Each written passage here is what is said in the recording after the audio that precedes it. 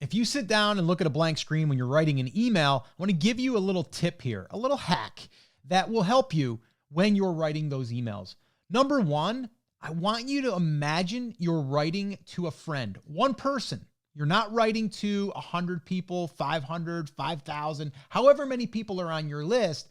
I want you to imagine you're writing a conversation to one person, and I would prefer it to be your friend. Because when we write to a friend, we don't put as much pressure on ourselves to write a certain way.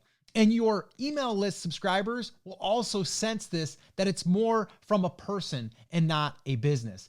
Give that a try. The next time you sit down, you write an email, I want you to think about writing it to a friend, one person. And I'd like you to even imagine what that friend looks like so you can really get into the zone of writing the email to one person. This is something that's helped me, and I thought maybe it might help you. Give it a try. Hope it helps.